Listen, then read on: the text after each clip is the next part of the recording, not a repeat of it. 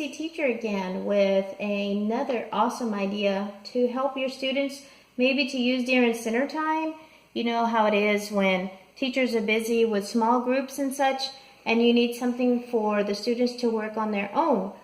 I have an idea, but I would like to show you how you'll be doing that particular craft idea here in just a second. Let me just go ahead and start out by telling you the materials that you will need. Now you will need a package of solo cups. You will notice the package of solo cups. You can either use these solo cups or you can use the Dixie cups that you use like for use in the restroom or the bathrooms. Then these are everyday things that you will have at home, especially a Pringles can. Who doesn't love Pringles? Once you're done, you will be able to use this for this particular activity. You're also going to need some inexpensive duct tape, whatever color you like. I particularly like this tie-dye looking thing just to get the students involved. I mean, you can find all different kinds of designs, the leopard print, they have particular prints like emoji, or you could just get the solid colors if you're not one into this wow factor of color, but I particularly like this. And you're also going to need a wide variety, if you choose to, of Sharpie markers, and you notice that they will all have different colors depending on what you would like to do. Now, what I see this activity being is if you could use them for maybe multiplication facts, maybe for sight words, maybe for the Fry Dolch list words, any of those things, or maybe just particular words that you're using on your word wall would be a good thing to have in here for the students to be able to have. So I'll go ahead and get started and just let you know how we'll be doing the following activity. So first of all, what I'm going to do is take the Pringles can, and just to make it more attractive, well, obviously you're not going to present this to your students. They would obviously think that you're bringing them some kind of afternoon snack, and lo and behold, there's nothing in there. It's nice and empty. So first of all, you've got your container. So what you're going to do first of all is you're going to take your duct tape, in this case your tie-dye duct tape, and you're going to start it off first of all here, and however way you choose is going to be easier, but you're going to actually wrap the actual container with various strips of duct tape, okay, and you're going to continue obviously with this all the way down, okay, so you're going to continue all the way down until you cover the whole entire can, and then from there is where we're going to go on to our cups. Now, I'm going to take a real quick pause really quickly so that I can go ahead and have the can entirely filled for you, or covered for you, I should say, and then I'll get right back with you. Okay, so give me a few seconds. You can tell I've got pretty much the whole entire can here already covered with the duct tape. I'm just about done. I'm going to apply it here to the very last part. And if you'll just start off there and just kind of roll the can with you as you move your tape along the sides here. The good thing is though, if you start to make a mistake or so, you can always lift right back up and start again. Now this one you don't have to worry if the seams are good or not. You can just kind of wrap it and keep it going, and because of the tie-dye pattern you can't really obviously tell where it starts and where it ends. So that's our Pringles can. This is going to be a container to put our particular cups in. Okay, so the container is done. So now what I'm moving on to is the Dixie cup. So the Dixie cup is going to be used, let's say here, hold on, let me get a few to start us off with. So the Dixie cup can be used for particular sight words. In the event, like for myself being a science teacher, I may have a word such as, oh, let's see. How about we start off with the word observation. So observation would be written on the bottom of this particular cup. Observation. Hold on, let me turn the cup for you. And I'll let you have a better view as soon as I get this done. Everyone knows how to spell observation. Obviously, you're a teacher. You should know how to spell this word. But just in case, you can always Google, or you can always use your dictionary just in case you're not a great speller. But that's okay. So if you will notice, the word observation is done, O-B-S-E-R-V-A-T-I-O-N. And that's the first one. And let's come up with another word, and let's say we have conserve. So obviously I'm going to put the word conserve.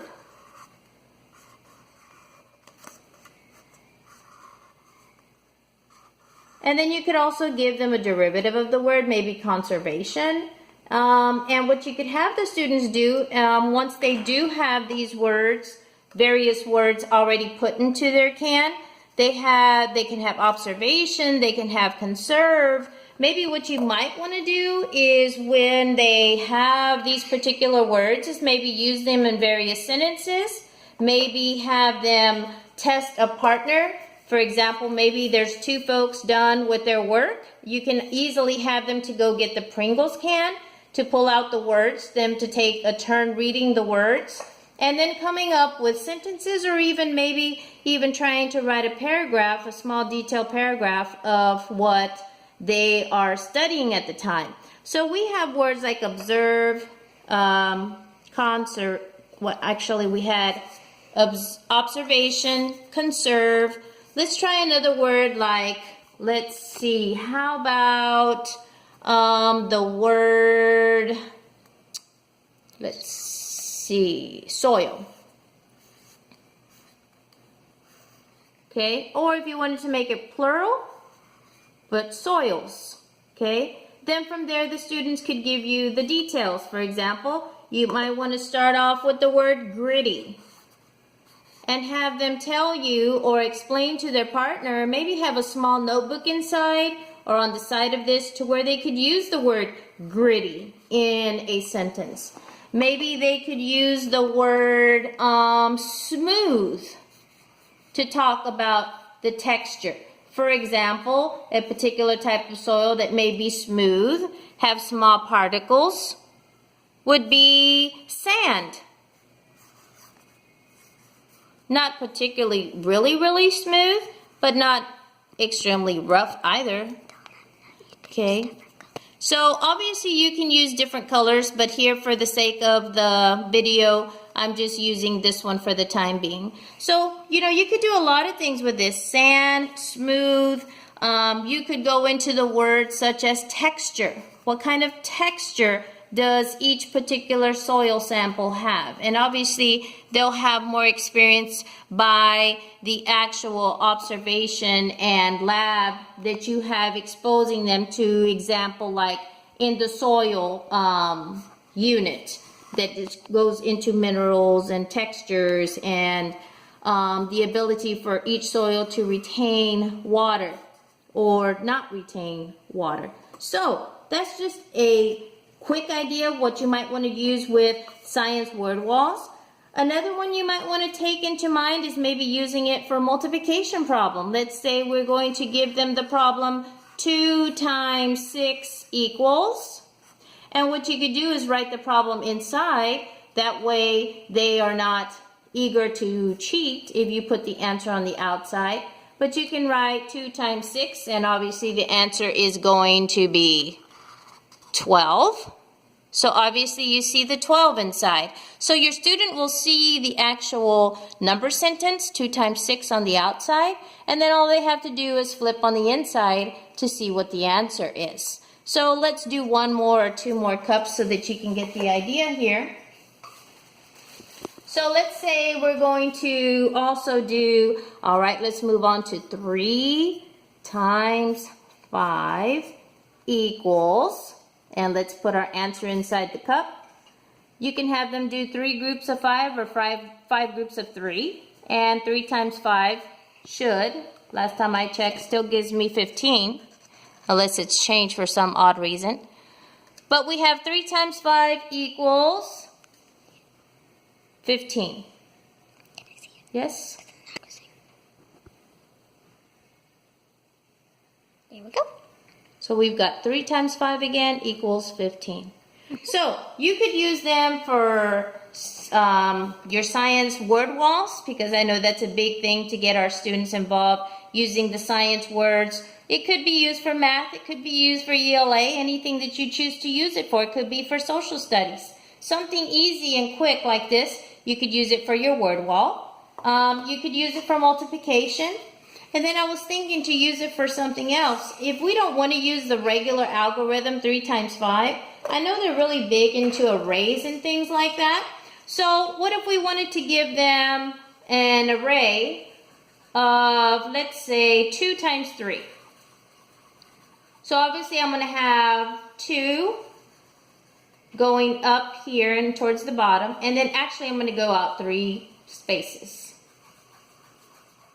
So I've got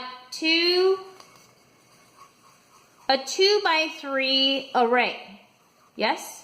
Mm-hmm. All right. So a 2 by 3 array, okay, this is going to be a 2 by 3, a 2 by 3, which the by is actually going to be the multiplication sign. And you might want to write a little by right there so the students will see that.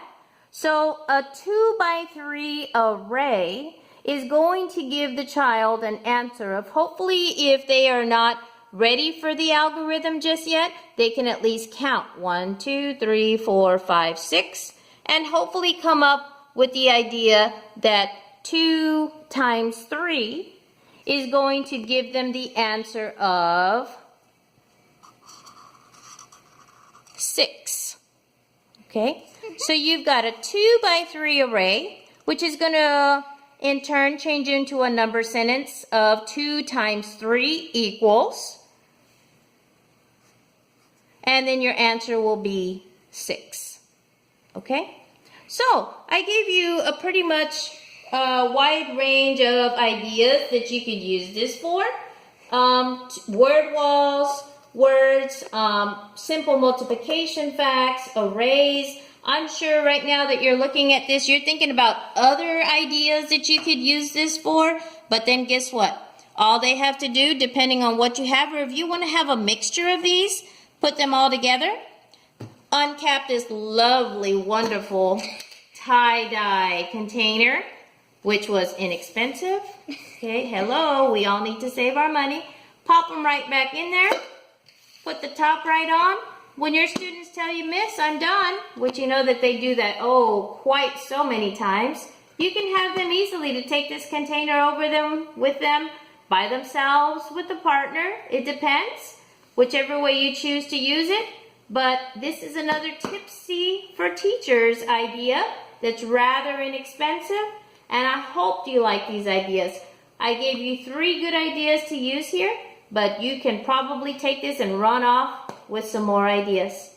Until next time, we will see you again real soon.